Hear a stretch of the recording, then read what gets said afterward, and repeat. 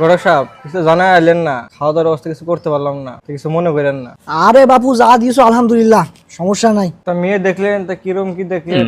মেয়ে পড়াশোনা করেছে কত দূর? মেয়ের তো ইন্টার পাস পর্যন্ত করাইছি, আর পড়ানো হয় নাই। বাড়ির কাজ কাম কি জানে? বাড়ির কাজ কাম সব তো অতি করে। তা মেয়ে কি নামাজ কালাম পড়ে ঠিক মতো? মেয়ে তো নামাজ কালাম পড়ে, তাহাজ্জুদের নামাজও মিস দেয় না।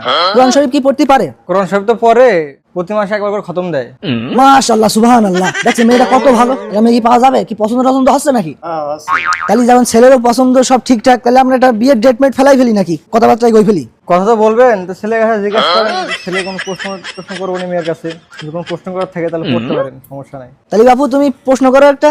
মামিনা তুমি ভালো আছো?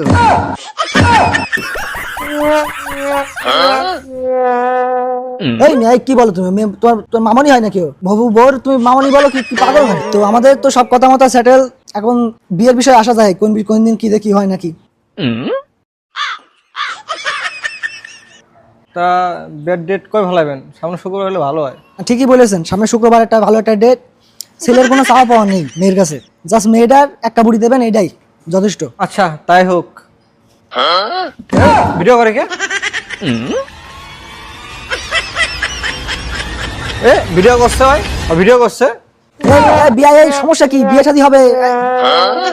বিয়ের সাথে হিসাব পরে, ছেলে তো এখনই বিয়ের আগে ভিডিও করছে। ছেলে তো লুইছে ছেলে, এরকম ছেলের সাথে আমার বোনের বিয়ে দেবো না। ঝামেলা করেন না, ঝামেলা করেন না। কেটা কোন আসিস? কুত্তমা লন্ডন নিয়ে দি।